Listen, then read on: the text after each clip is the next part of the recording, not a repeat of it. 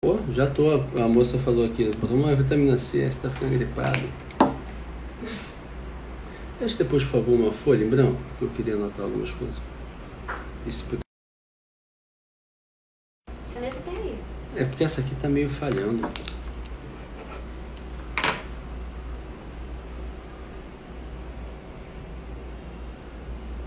Olá, pessoal. Boa noite, tudo bem? Não sei se vocês estão me ouvindo aí. Então a gente vai começar em breve a nossa live de hoje com a doutora, obrigado, Amanda Laudier, médica do Instituto Estadual de Endocrinologia, Serviço de Ginecologia.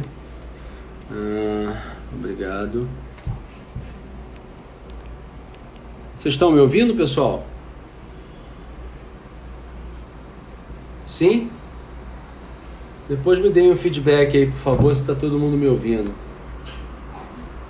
Minha mãe está presente aqui, ó, doutor. Olá, doutor Ricardo. Oi, mãe. Boa noite. Obrigado, doutora Lilian, pelo feedback. Obrigado, Fátima, Cíntia, Vitor Barreiro, Bárbara. Tudo bem, pessoal? Que bom que vocês estão me ouvindo. Tudo bem? Eu estou esperando a doutora Amanda Laudier entrar. Então, o tema da apresentação hoje é um tema que eu diria que é uma das principais queixas do nosso consultório, é a queda de libido nas mulheres. Libido é o desejo sexual, tudo bem?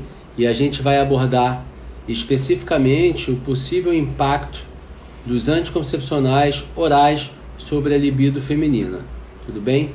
Então a gente está tendo um aumento do número de pessoas aqui e eu vou aguardar um pouco mais a doutora Amanda entrar, e eu peço aos senhores que possam mandar as mensagens e perguntas no chat.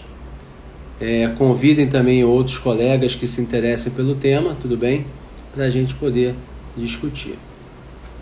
Enquanto a doutora Amanda não entra, então eu vou falando algumas coisas. Quando se fala em sexualidade, tanto feminina quanto masculina, é importante destacar que a sexualidade não é um aspecto... Pessoal, voltei. A doutora Amanda ela acabou me ligando para tirar... Ó, ela está entrando aqui.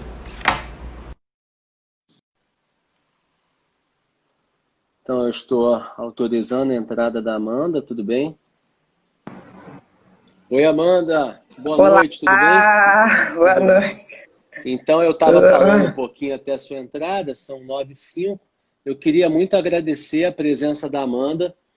A doutora Amanda Laudier é médica endocrinologista, médica do Instituto Estadual de Diabetes e Endocrinologia, o IED, um dos principais institutos de todo o mundo.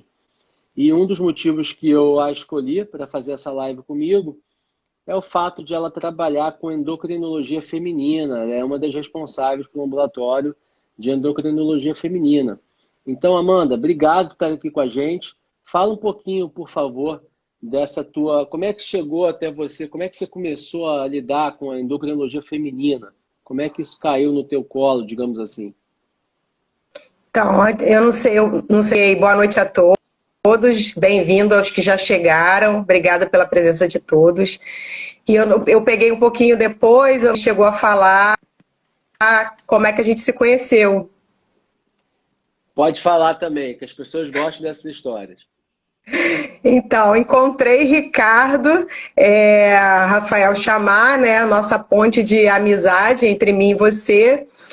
Estávamos no Congresso Internacional de Endocrinologia e você estava para lá e para cá atrás das aulas, né? Ricardo sempre muito interessado, e vocês se conheciam do fundão, e logo depois eu passei a fazer residência em endocrinologia lá. A gente acabou não coincidindo o mesmo período, mas os amigos sempre muito em comum. E aí, a partir daí, com o tempo, a gente acabou trabalhando um tempo junto lá no IED, cada um nos seus ambulatórios, mas a nossa vida acabou se cruzando aí por vários caminhos, até chegar no último caminho, que foi o grupo do WhatsApp, que é o grupo Endócrino Nerds, que é só, não é para falar baboseira, é só assunto científico. E a partir daí surgem várias discussões interessantes. E Ricardo postou lá o artigo que ele estava lendo sobre o assunto e a gente começou a trocar ideia e ele falou assim, duvido você fazer uma live comigo. E a partir daí eu falei, tá bom, não vou fugir não, vamos fazer. E a partir daí surgiu a ideia da gente conversar um pouquinho sobre esse assunto, que eu acredito que não é um assunto muito bem falado, muito bem debatido, que aí surgiu o interesse da gente falar um pouco sobre isso. Eu trabalho com endocrinologia feminina desde 2016, 2017. Comecei com a Ritais, a Karen Demarca, que trabalha comigo, mas que hoje em dia não estão mais juntas e fica mais na parte científica, na discussão dos artigos. Atualmente está eu, a Grazi, que é a responsável pelo ambulatório, né, e a Verônica. Nós três estamos no ambulatório de endocrinologia feminina e a gente acaba nos defrontando, né, com situações libido, uso de anticoncepcional, então a gente acaba pegando um pouquinho de mão em relação a isso. Amanda, então a gente tem hoje aqui, queria agradecer aos colegas, temos vários colegas médicos, o doutor Ivanise acabou de entrar, obrigado por todos estarem aqui, Ivanise e todos os demais colegas. Temos pacientes também, então essa live vai ser feita com uma linguagem tanto para pacientes quanto para médicos. Eu vou optar em fazer essa live com uma espécie de entrevista. Normalmente na entrevista tem uma pessoa que entende mais do assunto, que é a doutora Amanda, e tem o entrevistador. Eu não fiz minha formação de jornalismo, mas eu vou... Amanda, eu queria que você falasse, eu falei inicialmente aqui, eu estou com alguns pontos, eu tenho certeza que a queixa de queda de libido, isso é uma das principais queixas do consultório de endocrinologia. Então, endocrinologia, 3 principais queixas. Peso, estou acima do peso, estou muito cansado, estou com queda de libido. Eu queria que você falasse um pouco, a gente sabe que a libido não é uma queixa isolada. Por exemplo, quando você mede a pressão arterial, é um sinal, você mede a pressão e dá uma resposta, 12/8. A sexualidade, ela tem vários domínios. Eu queria que você esmiuçasse um pouquinho cada domínio da sexualidade. Então, quando eu falo em sexualidade, existem vários domínios diferentes, né? Como desejo. Fala um pouquinho dos domínios da sexualidade, por favor. Então, quando a gente fala de função sexual, a gente basicamente está falando de 7 domínios, né? O desejo, a excitação, o prazer, o orgasmo, a preocupação, que ele coloca com um termo em inglês, mas a gente traduzindo fica como preocupação, a responsividade e a autoimagem. Então, são basicamente esses 7 domínios que são avaliados quando a gente fala de função sexual. Existem outras escalas, né? Existe escala de satisfação pessoal e baseado nisso a gente consegue fazer uma avaliação mais ampla, não só dessa questão bem objetiva, né, de libido nada mais do que redução da vontade de ter, queda da libido, redução da vontade de ter relação sexual, mas a gente aborda vários aspectos que envolvem a libido na mulher. E aí a gente vai falar de relacionamento, a gente vai falar como é que está o psicológico dessa mulher, como é que é o ambiente, como é a relação dela com o corpo dela, se ela está satisfeita, se ela tem vergonha. Então, assim, é muito mais complexo do que a gente pode imaginar. E muitas das vezes, aí eu chamo a atenção para os médicos que estão aqui, a gente não aborda esse tipo de assunto ativamente na consulta. E se você não tiver uma relação aberta com o paciente, ele não vai falar espontaneamente. Se não tiver a vontade, não vai haver uma queixa espontânea, apesar de existir. Então, se você tiver uma abertura com a sua paciente, é interessante, coloque essa questão da saúde sexual, porque, segundo a Organização Mundial de Saúde, a vida sexual faz parte de uma estilo de vida saudável. Então, você manter uma relação sexual saudável faz parte do equilíbrio da própria saúde mesmo. Ô Amanda, você tocou num ponto interessante. Muitas vezes o médico não toca nessa qualidade, principalmente o médico homem que está atendendo mulher, ou a médica mulher que está atendendo o paciente homem, tudo bem?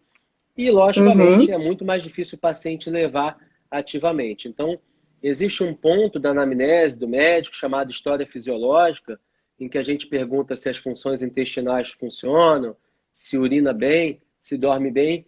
E é nesse ponto que o médico deveria entrar e perguntar sobre a questão sexual. Ali não é uma questão de curiosidade, nada disso não. É só perguntar e você pode fazer isso de uma forma discreta. O senhor ou a senhora tem algum problema sexual?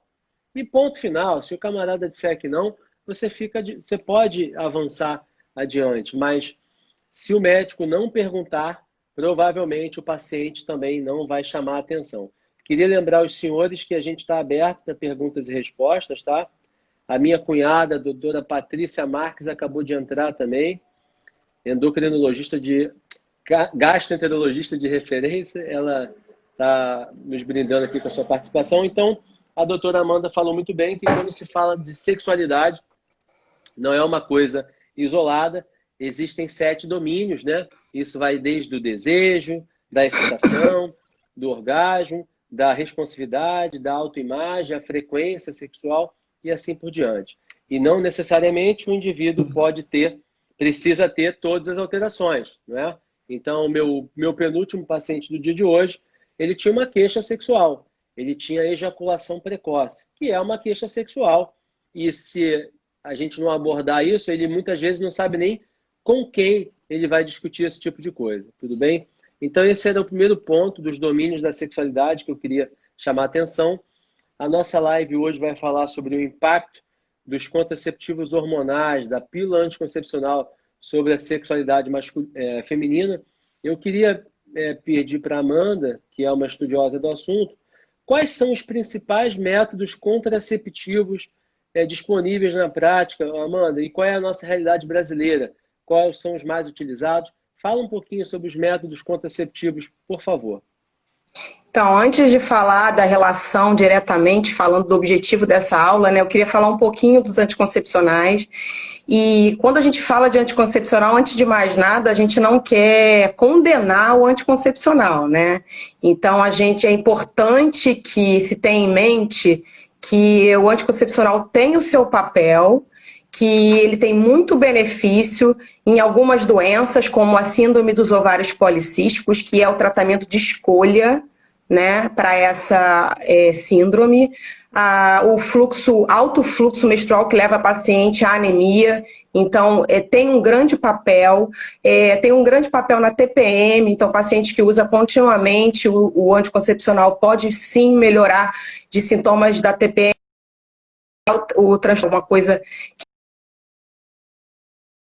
que é uma alteração bem mais grave, que chama até bastante atenção. Tem pessoas que têm separação, brigas seríssimas nesse período. Então, é importante que a gente, como médico, mesmo que não seja especialista, a gente ligue o alerta para encaminhar para quem sabe, porque isso é questão também de saúde dessa pessoa. E aí, falando, né, dos benefícios, além disso, um método mais seguro para evitar gravidez. Então, ninguém está falando aqui para suspender pílula, não. Tá? Muito pelo contrário, a gente vai falar lá na frente alguns aspectos, ponderações, mais para chamar a atenção que existe alguma associação com a questão da libido, mas que não são todas as mulheres e que ninguém vai condenar a pílula aqui, que tem o seu papel muito bem estabelecido na literatura. E depois de falar um pouquinho das indicações, do seu valor, a pílula anticoncepcional, mais importante do que isso é a gente entender que existe contraindicações à pílula combinada, né? Então, muitas das vezes, a mulher, ela não vai ao médico e pega da vizinha, da prima, ele está tomando esse anticoncepcional, vou tomar também. E é importante a gente saber que existem várias contraindicações absolutas para a utilização da pílula combinada. O que é pílula combinada? É a associação do estrogênio com a progesterona, seja oral, seja seja intravaginal, seja injetável, que existe o anel vaginal, todos esses são considerados anticoncepcional combinado. Amanda, E quando um é contraindicado, todos vão ser. Você está falando de contraindicação, então eu queria, um pouquinho antes disso, eu queria que você explicasse, por favor, quais os principais tipos de anticoncepcionais orais que existem. Tem um que pode usar na lactação, está amamentando, tem outro que não pode utilizar. Quais são os tipos? Contínuo, não contínuo? Fala um pouquinho, por favor. Então, vou falar de uma forma mais simples possível.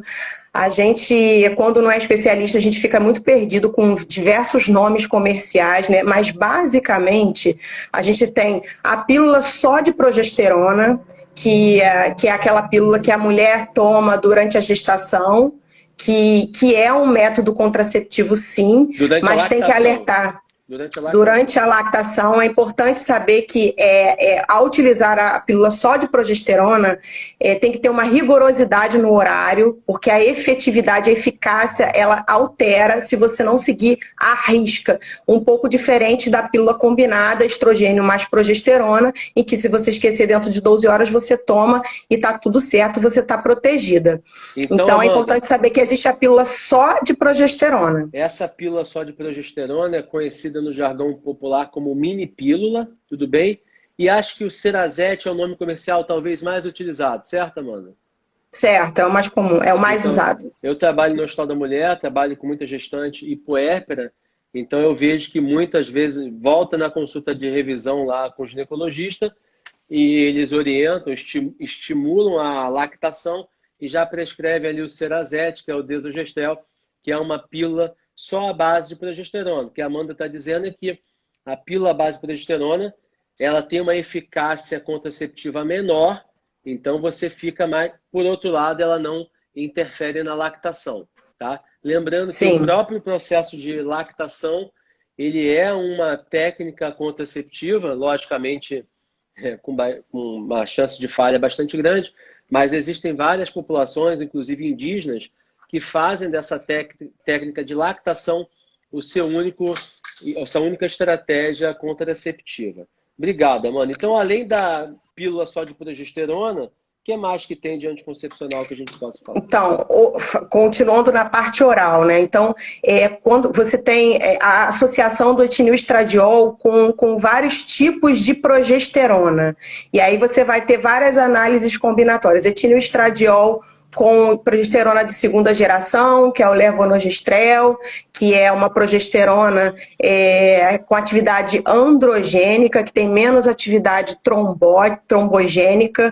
Então, é importante a gente saber que existem várias gerações de progesterona e várias formas químicas da progesterona e que cada geração de progesterona tem a sua característica. Então, tem progesterona que tem atividade mineralocorticoide, tem progesterona que é mais androgênica. Então, para cada tipo de população, para cada caso, a gente vai avaliar o tipo de progesterona associada ao etinilestradiol mais adequado.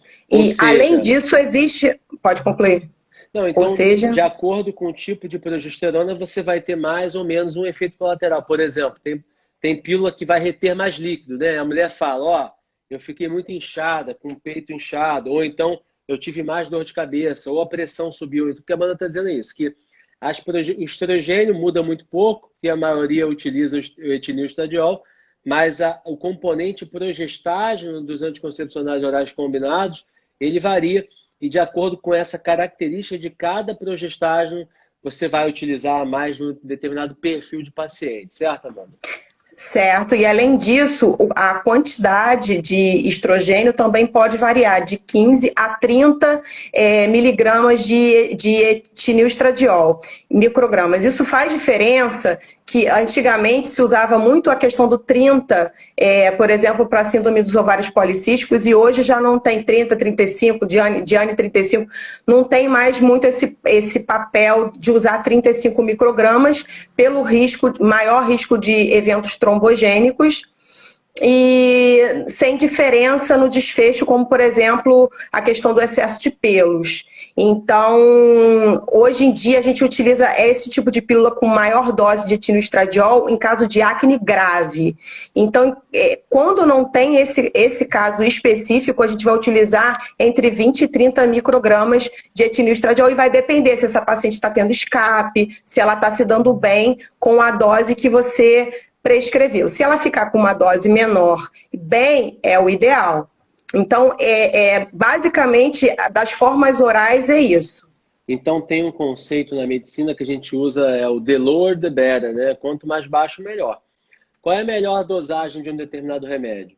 É a menor dosagem que você consegue um determinado benefício. Então, um remédio de pressão, você vai usar a menor dosagem que controla a pressão do cara. Um anticoncepcional, você vai utilizar a menor dosagem hormonal que consegue atingir o objetivo. Nesse caso, o objetivo é a contracepção. Então, a Amanda falou das mini pílulas, que são as pílulas que contêm apenas a progesterona, tem uma eficácia contraceptiva menor, a mulher tem que ficar bem atenta em relação aos horários. Por outro lado, tem a vantagem de poder ser utilizado na lactação. Depois ela abordou os anticoncepcionais orais combinados.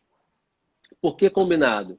Porque é uma combinação de estrógenos, em especial um tipo de estrogênio chamado etinilestradiol, e progestágenos, tipos de progesterona. Como a Amanda colocou, se por um lado, em relação ao estrogênio, que vai mudar é a dosagem, em relação ao tipo de progesterona, é o tipo de progesterona que vai ser utilizado mais numa paciente, menos em outra paciente, tudo bem? Então, a Amanda colocou que existem tipos de progesterona que tem um componente androgênico, ou seja, atua como se fosse a testosterona. Existem tipos de progesterona que atuam com ação mineralocorticoide, né? Que vão atuar ali aumentando a retenção de líquido, podendo aumentar a pressão, por exemplo. E existem tipos de progesterona que têm característica antiandrogênica, muito utilizado, por exemplo, para síndrome ovário policístico, ou mulheres com acne, com hirsutismo, que é a presença de pelos como se fosse de homem. Eu uso um ditado meio chulo no consultório, Amanda, não chega a ser tão chulo, por isso que eu vou falar aqui. Eu falo que as pílulas que são boas para a pele são ruins para o tesão. Você acha que é isso mesmo? Então, posso falar dessa forma ou seria exagero? Então, aí a gente vai entrar na questão da fisiopatologia, né, do anticoncepcional. Mas antes de responder, só dizer para as pessoas que existem outras vias de administração de contracepção que envolve hormônio, né? E que existe o anel vaginal, que é estrogênio com progesterona, existe o DIU de Mirena, que também é só progesterona. Existe o implante, que é o Implanon, que é o etornogestrel, que é também só de progesterona, que aí fica 3 anos implantado no antebraço, que tem um mecanismo muito semelhante ao DIU de Mirena, né? Só que dura um pouco menos de tempo e talvez seja um pouco melhor para TPM. Às vezes a paciente com DIU de Mirena tem TPM e às vezes troca para o Implanon e melhora essa questão da TPM, porque a questão da TPM é mais a oscilação. Se você mantém um platô, a tendência é melhorar. E existe os anticoncepcionais injetáveis, né? Que tem estrogênio associado à progesterona e tem só injetável de progesterona. Então, a gente vê que existem várias combinações orais, vários tipos de vias e vários componentes em cada via. E a melhor via, isso aí o médico vai conversar com o paciente para ver as questões de saúde dessa paciente, para ver qual é a melhor medicação para ela, qual é a melhor contracepção para ela. Amanda, me explica um pouco, por favor, que tem pessoas que não são médicas, como é que a pílula anticoncepcional funciona para impedir que a mulher engravide? Uma coisa parece que bem simples, mas é muito legal que as pessoas entendam o mecanismo de funcionamento disso. Então, a pílula anticoncepcional, se você pegar o estrogênio e a progesterona, fisiologicamente a progesterona vai agir via hipofisária, inibindo um hormônio chamado LH. Esse hormônio LH é que age nos ovários e a produção hormonal. Quando você tem esse bloqueio, você acaba deixando esses ovários descansando. Ao mesmo tempo, o etililstradiol, que é o outro componente da pílula, ele age via hepática,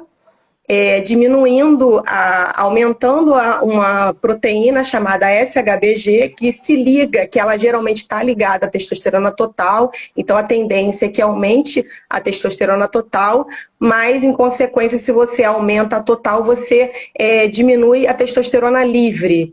Então, o mecanismo de contracepção, além desse mecanismo central, existe um mecanismo local, né, de manter um ambiente mais inóspito para a fecundação. Então, uma coisa que é fisiológica, né, existe todo o processo fisiológico de fecundação, esse mecanismo hormonal, tanto vias indiretas quanto direta, local, né, de colocar esse ambiente mais inóspito, acontece.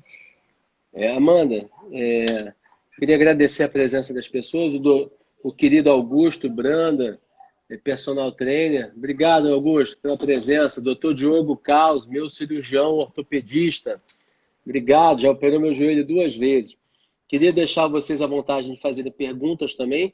Então, para resumir o que a Amanda falou, o anticoncepcional, através do estrogênio, né, ele vai inibir a produção de hormônios lá da hipófise que estimulam a ovulação.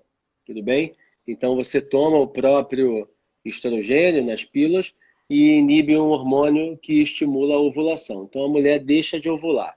Além disso, ela atua também fazendo com que o local seja mais inóspito para a anidação, para que haja a fecundação, melhor dizendo, do espermatozoide e o óvulo. E como a Amanda falou, quando você dá um estrogênio para a pessoa, presente, por exemplo, na maioria dos anticoncepcionais, você estimula o fígado a produzir uma proteína que se liga na testosterona. Então, aumenta a testosterona total, mas diminui a testosterona livre. E queria chamar a atenção dos senhores que, na endocrinologia, todo hormônio tem uma fração total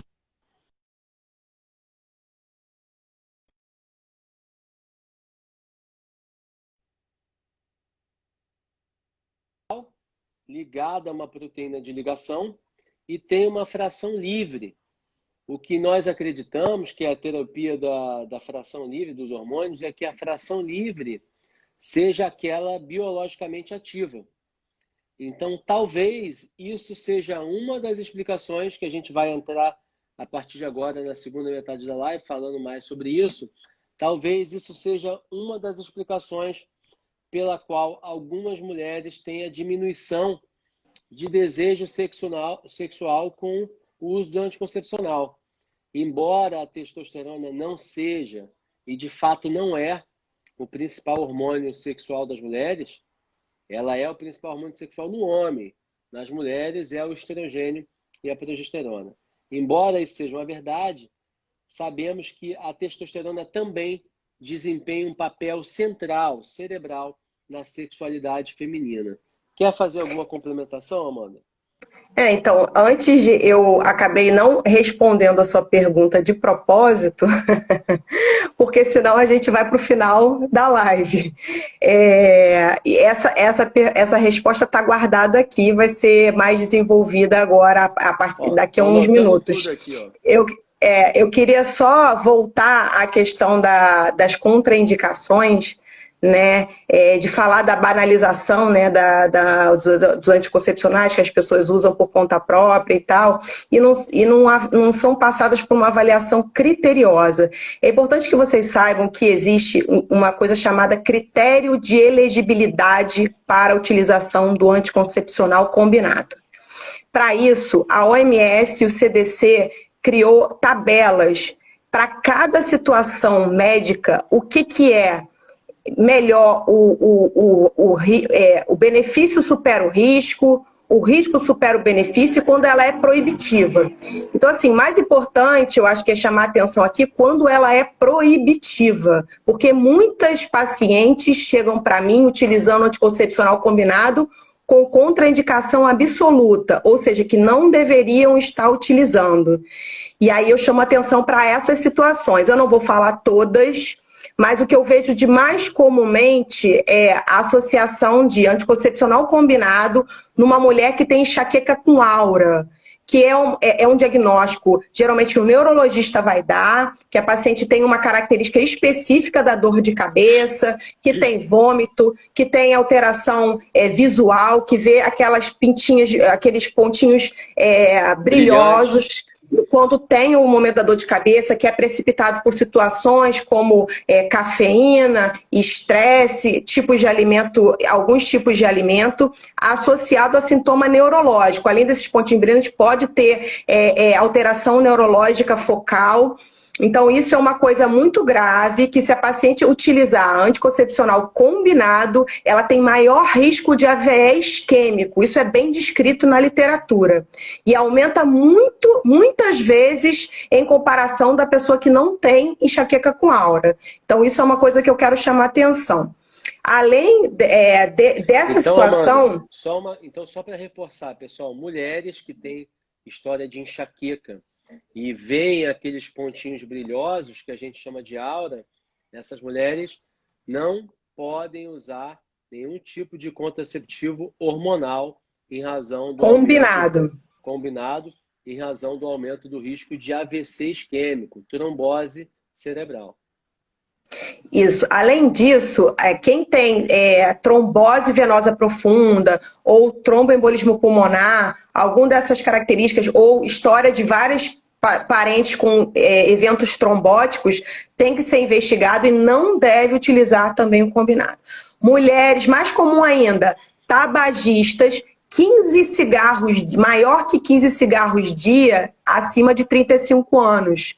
Então, essa mulher não deve utilizar o anticoncepcional combinado. Tá? Então, basicamente isso. Então, enxaqueca com aura, eventos tromboembólicos, aquele trombose, que é aquela perna quando a paciente tem varizes e acaba fazendo trombo, a perna fica inchada, com dor, aquele quadro clássico.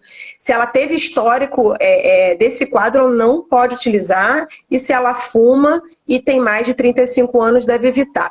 A obesidade é outra coisa que a gente acaba vendo com frequência, a obesidade grau 3, que é quando você tem aquele índice de massa corporal maior ou igual a 40, você pega o peso e divide pela altura ao quadrado, em metros. Se ela tiver o MC maior que 40, ela, pela OMS e pelo CDC, não é uma contraindicação absoluta, é relativa. Você tem que pesar o risco-benefício. Mas, pela orientação da Sociedade Europeia, eles orientam não utilizar o combinado nesses pacientes com grau 3. Então, na nossa prática, a gente acaba não fazendo. Se essa paciente tem síndrome dos ovários policísticos, a gente acaba utilizando pílula só de progesterona, independente da via, se é por DIU, se é comprimido ou se é injetável, e a gente associa um antiandrogênico para ter os benefícios que a pílula traria sozinha. Então, a gente acaba associando. Deixa eu te fazer uma pergunta direta. Mulher com ovário policístico tem aumento do desejo sexual porque tem mais testosterona? É verdade ou é errado isso?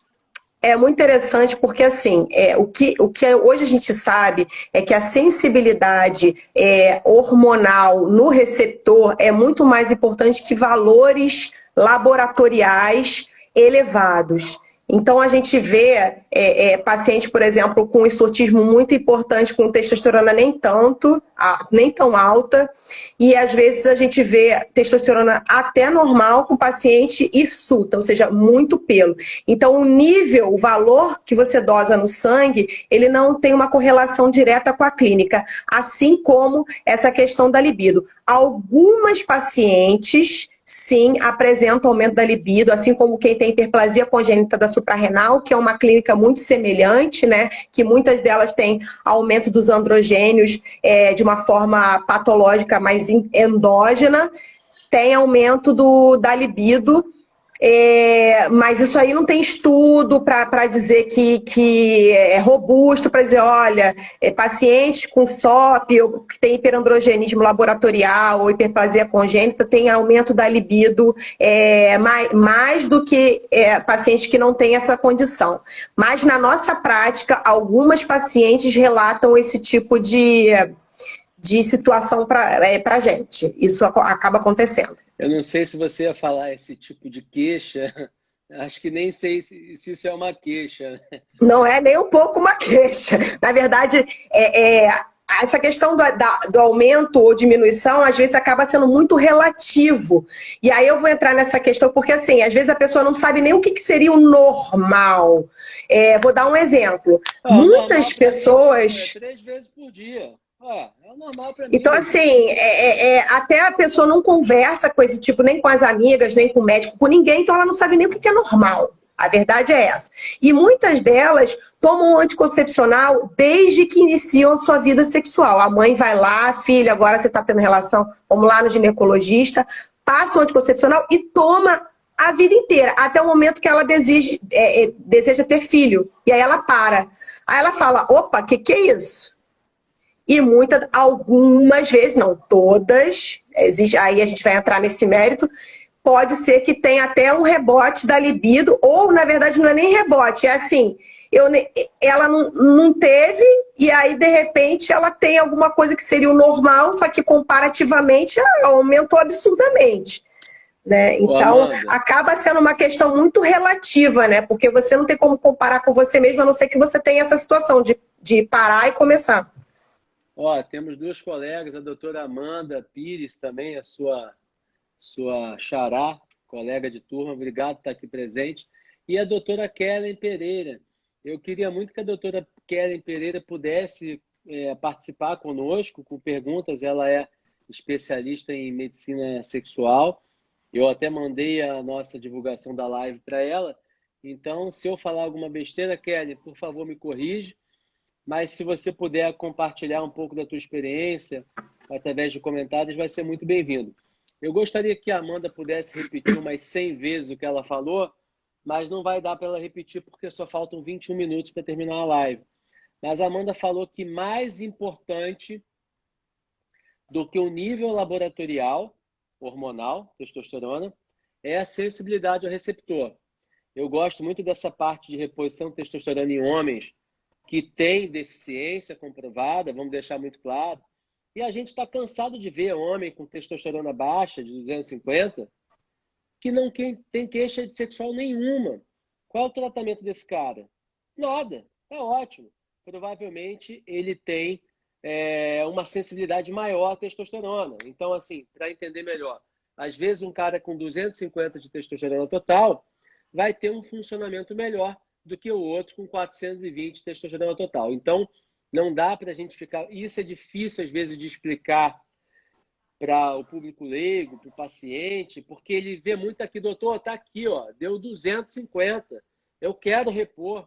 Se o paciente tem nível baixo de testosterona e ele não tem sintomas de deficiência androgênica, ele não tem um problema. A natureza dele é assim. Ele só precisa daquele nível para ficar bem. Então, a Amanda chamou a atenção desse ponto, eu estou destacando aqui porque, pessoal, medicina é muito mais difícil do que parece. Então, não é olhar um exame de sangue, doutor, deu 280, faço o quê? Reponho? Não sei. A resposta é eu não sei. Eu preciso conhecer o paciente, conversar, ouvir as queixas dele, checar se tem contraindicação. Então, a medicina não é tão fácil quanto parece. No Google, ela é mais fácil, porque você escreve, aparece qualquer coisa e você não tem compromisso com nada, não é isso? Mas quando estamos diante do paciente, prescrevendo remédio, sobretudo hormônio, todos nós sabemos o impacto, inclusive efeitos colaterais que podem ter. Mudando um pouquinho de assunto, eu tenho um paciente meu argentino, ele mora na Turquia, eu o atendi em Dubai, ele tinha uma indicação total de reposição de testosterona, eu prescrevi testosterona para ele e ele lá na Turquia apresentou uma trombose na panturrilha. Então, mesmo eu fazendo tudo bonitinho, com indicação, complicações acontecem. Então, hormônio não é igual ao Guaraná. Então, o hormônio tem contraindicação, tem efeitos colaterais. A Kelly perguntou aqui, Amanda, só para não deixar ela sem resposta, ela falou aqui, ó, fala um pouco da pílula só de progesterona e a libido. Não sei se ela já falou. A Amanda já falou sobre a mini pílula, mas em relação à libido... Aliás, Amanda, como já são 9h42, eu acho vamos entrar nesse assunto. E o tema da live era especificamente qual o papel, qual a influência do anticoncepcional oral sobre a libido feminina. Tá contigo. Então, assim, organizando o pensamento, a gente já falou bastante de pílula, vários aspectos que eu queria deixar bem claro aqui, não ir direto ao assunto.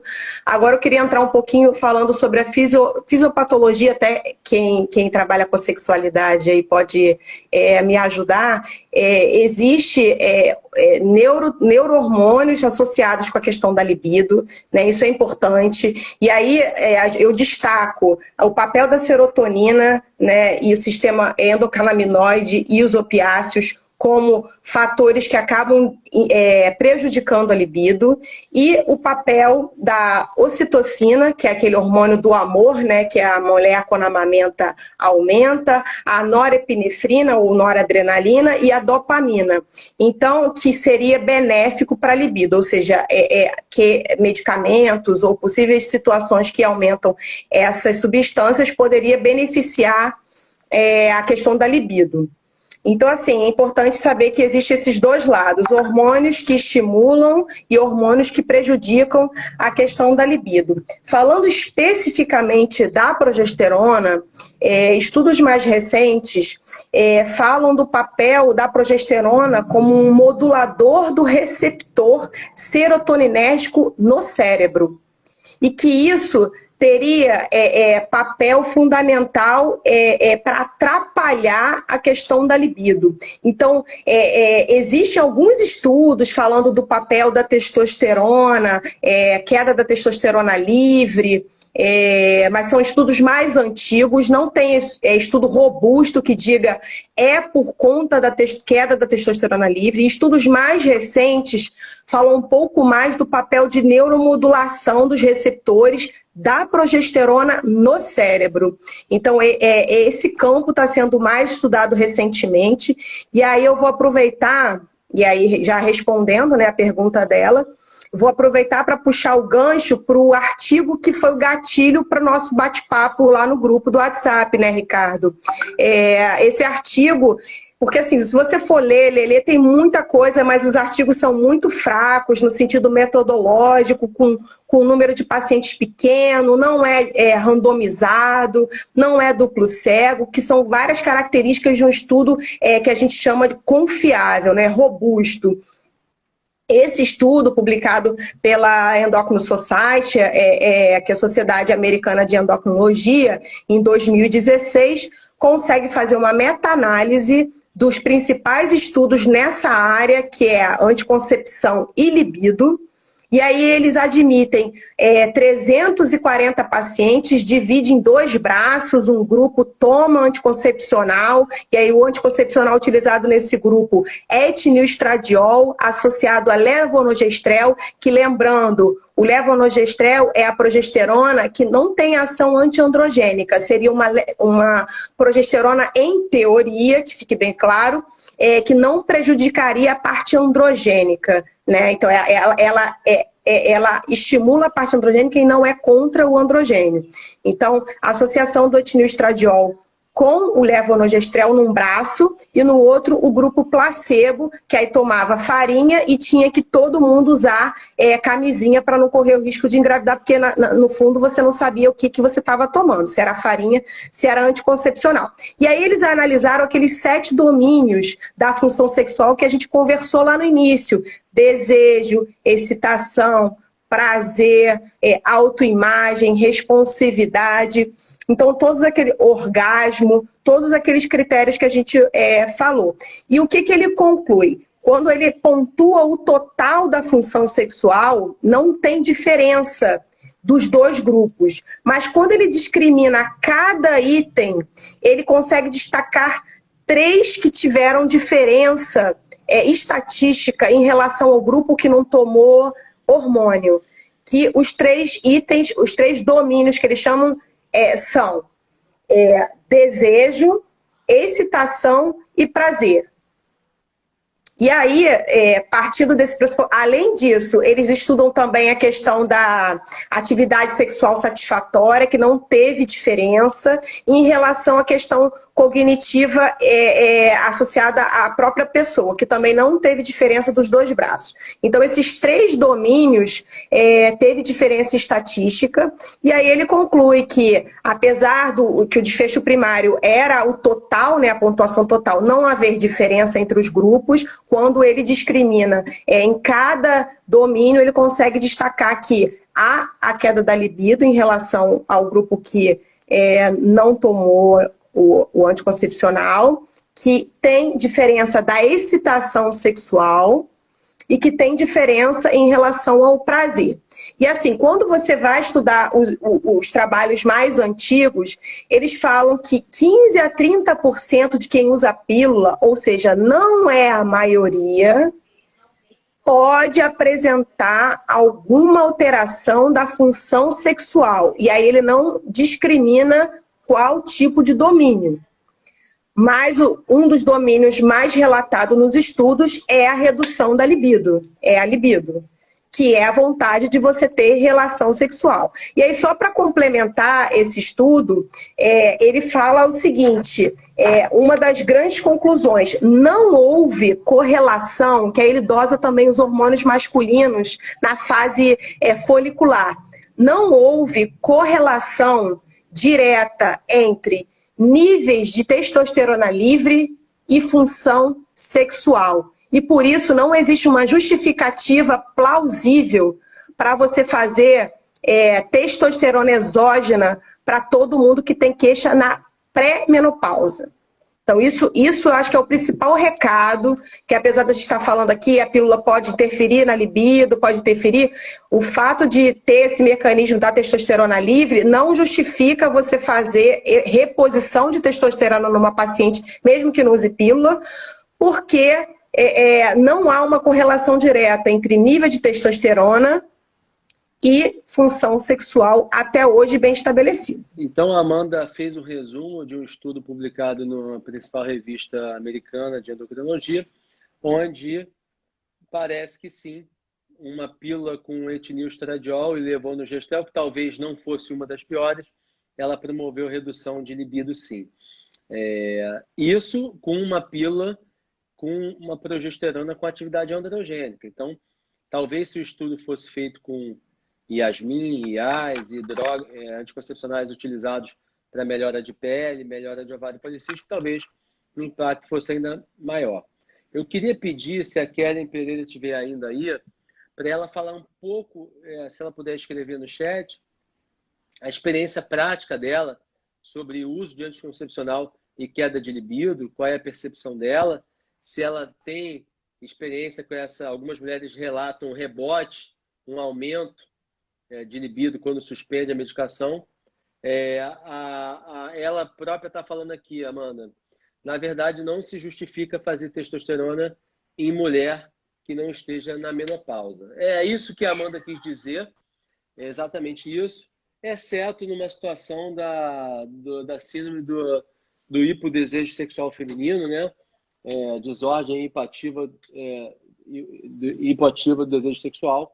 Essa é a única indicação médica bem precisa do uso de e Ricardo, falando sobre o desejo sexual hipoativo, uma coisa interessante é que lá no ambulatório, toda paciente que tem algumas queixas de alguns domínios, a gente faz um questionário para ver se ela fecha, porque é um critério bem estabelecido de um questionário. Não é simplesmente não tenho vontade de ter relação que ela se encaixa nesse diagnóstico, nessa situação. Quando a gente coloca esse questionário para ela fazer, não consegue fechar esse diagnóstico. A gente até hoje a gente não fechou diagnóstico seguindo aquele questionário. O que a Kellen está dizendo é assim, desejo sexual hipoativo é a principal disfunção sexual feminina. O que eu vejo também, sem querer concordar ou discordar com a Amanda, ou concordar ou discordar da Kelly, o que eu vejo é que muita mulher chega com essa queixa de queda de libido e tendo relação uma vez por semana, que é uma coisa que, enfim, não preenche o critério clássico. Isso eu vejo com o homem também. Ah, doutor, estou me sentindo fraco para levantar o peso quando eu tomava bomba. Então, assim, hoje em dia tem uma percepção um pouco distorcida do que é o normal. O que é normal? O normal é ter relação sexual uma vez por semana, isso é pouco? Eu tenho... Aí é uma outra discussão. Mas só para aproveitar, queria agradecer a Kellen pela contribuição dela. Ela escreveu essa história do desejo sexual hipoativo.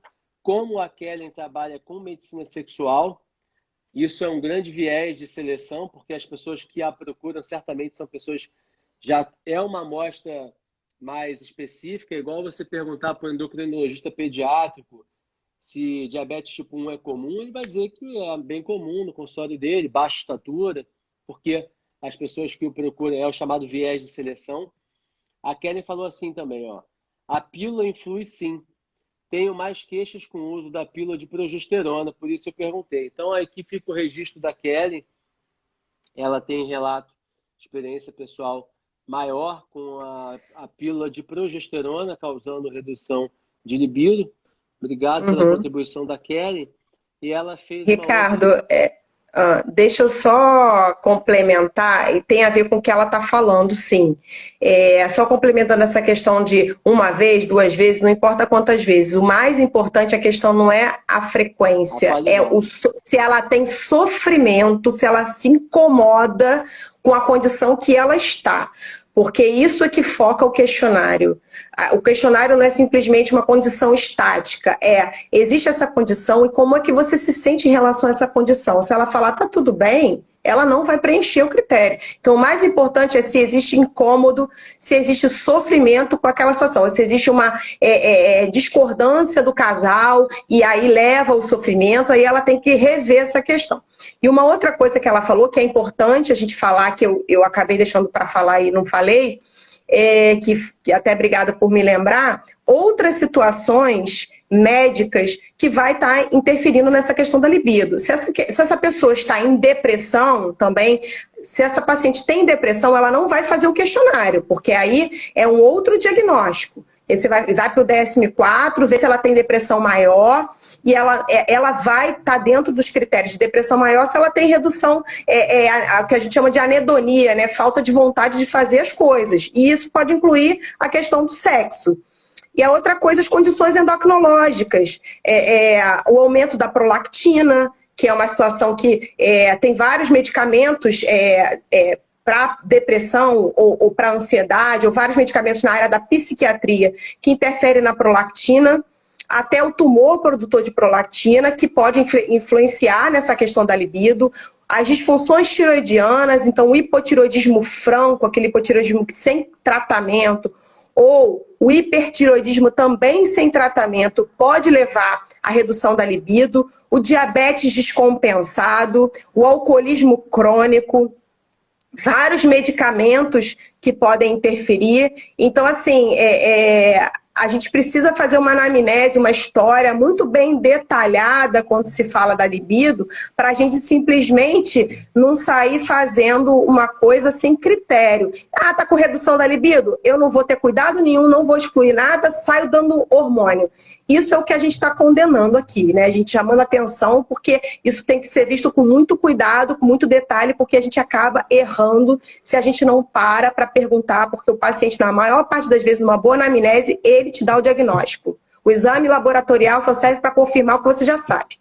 E, infelizmente, o que a gente mais tem hoje é envio de exames pelo WhatsApp. Doutor, estou com queda de libido. Olha esse meu exame aqui, a minha testosterona deu indetectável. Eu estou usando... Então, assim, realmente, quem trabalha com medicina sexual precisa de tempo, precisa de experiência. Eu tenho um comentário aqui, ó. A Maria Fernanda. Maria Fernanda, minha eterna aluna do IED, minha amiga. Aqui, ó, ou até problemas no trabalho, como família, coisas externas que quando perguntamos pode ser o porquê. Então, realmente, esse tipo de queixa da mulher requer, primeiro, uma anamnese detalhada, requer um acolhimento, né? Então, se não houver empatia entre o médico e a paciente, seja o médico do sexo masculino ou do sexo feminino, não vai rolar. Vai ser uma consulta infrutífera que a paciente não vai sair satisfeita, não vai resolver o problema dela. Não existe tratamento. Redução de libido, toma esse remédio aqui. Existe um remédio nos Estados Unidos que foi aprovado para desordem desejo sexual hipoativo, que é a flibanserina, não está disponível no Brasil, então ninguém aqui tem experiência com isso. Então, digamos que no Brasil não tem nenhum remédio. Agora, diga-se de passagem que esse remédio causa efeito grave se misturar com álcool. Então você imagina, você precisa tomar durante semanas para começar a fazer o efeito, você fica tonto, você fica enjoado e ainda não pode beber. Olha o que a doutora Paula Bruna, obrigado Paula por estar aqui. Paula Bruna, obrigada pela presença. Pegar um exame assim de paciente, o cara falta consulta, pede para dar uma olhada no exame. Infelizmente, isso é o tipo de medicina que a gente tem que evitar. Pessoal, nada substitui o exame clínico, nada substitui uma boa anamnese. Se o seu médico não tem tempo para te ouvir, ele não é o melhor médico para você, pode ter certeza. Isso para qualquer problema, principalmente quando se trata de problemas relacionados à sexualidade. A Paula comentou da bupropiona. É uma coisa que... Live só. Tá, vou falar rápido da bupropiona. Fala rapidinho um pouquinho. Falar rapidinho. Ela tem efeito, ela envolve aquela questão da serotonina, da dopamina, estimulando a dopamina, diminuindo a serotonina, que é aqueles hormônios que eu falei que vão envolver na libido. Então, ela, em teoria, seria benéfico, mas na maior parte das vezes, se você não tem uma medicação que está inibindo a libido e você usa ela, que aí seria o melhor papel da bupropiona na libido, ou seja, bloquear esse efeito ruim da libido de outro remédio, ela tem um efeito leve a moderado na libido. Na prática, a gente até conversou, a gente tem um grupo que discute endocrinologia feminina de 15 em 15 dias, até a doutora Amanda Taide, que tem muita experiência em endocrinologia feminina, ela falou que na prática ela tem boas respostas. Mas assim, na teoria, o que é descrito... com antidepressivo que está causando problema, é isso?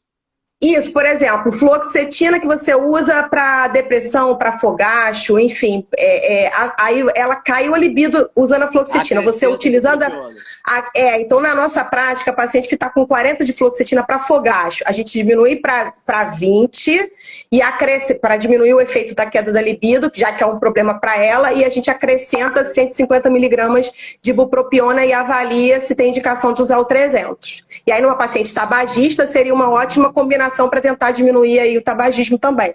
Amanda, você tem 20 segundos para suas mensagens finais. Peço desculpas por não deu para responder todas as perguntas. 20 segundos, porque daqui a 1 minuto vai cair a nossa live. Já estamos com quase Vamos lá, gente.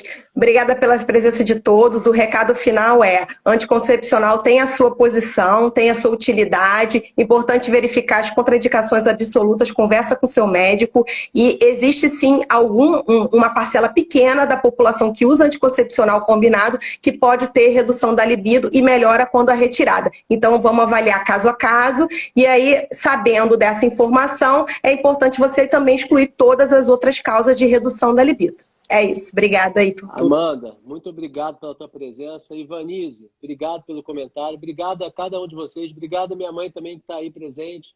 Todos os colegas médicos, todas as minhas pacientes, pacientes da Amanda, pessoas que se interessam pelo tema.